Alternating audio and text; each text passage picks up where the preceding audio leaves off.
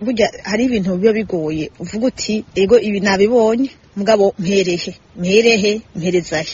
ko jenzi ko mu gihugu c'Uburundi hari amategeko bigenda gute ngo umuntu mu gitondo umwe avyuke yishingiye itegeko rishasha ni igihugu kiri n'ibindi bihugu vyinshi no kuvuga ko umwe wese ahaba abafise igihugu kiba ari iciwe ashobora kwishiraho amategeko ko ashatse bigenda gute kandi ga vyose kenshi biraba abakenyezi kuko umuntu wese kwera umukenyezi wogira ngo ibwirizwa shingiro ry'ubundi ntirimuraba umuntu nk'abandi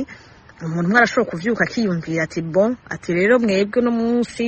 nta mukenyezi n'umwe nkeneye kubona mwibarabara saa moya ari kumwe n'umugabo wiwe none ubutamufise nawe ntazoja mwibarabara abapfakaye abanyokuru abakoga mbeho iryo tegeko riba ryitwaje iki ko tuzi neza yuko mwibwirizwa shingiro bavuga ko ata muntu akumirwa kubera uko yavutse canke aho yavukiye ubundi ukumva mu gitondo ati umuntu w'umukobwa canke umukenyezi ati wowe nta burenganzira bwo kuja kwa muganga udaherekejwe n'umuntu w'umugabo ubundi ukumva aravyutse ati bote ndahinduye ukuntu rero bimeze bikazoshika ugatwara imbanyi umwana wawe ntuzomwandikisha utazanywe n'uwo muntu mwafadikanije gutwara iyo mbanyi uwo muntu none uzoca umufatisha iriye tegeko uzogenda umukwege canke umugire gute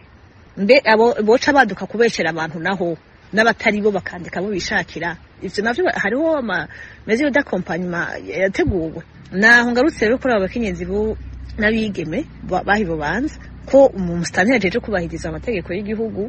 avyuka akishingira amategeko mashasha mu gihugu gifise amategeko kandi akayakurikiza akadesida ati jewe rero abantu bameze kuko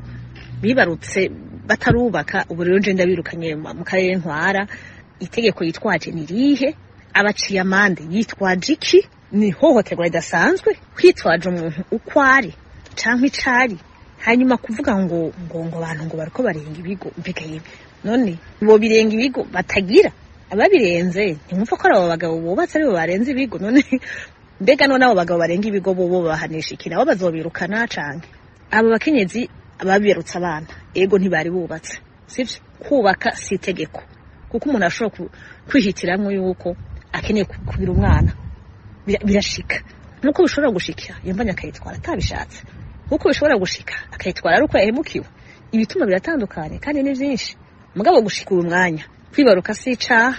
ho hamwe peut-être circonstance umuntu aba yatwaye mwiyo mbanye none izo circonstance abo bagabo ziba zerekeye ko twumva ko hahanywa abagore abo bagabo nabo babikiwe ikihe gihano canke ntaco bashobora guca baja kuronderera ahandi none aho bariko bakingira iki ni giki gihinduka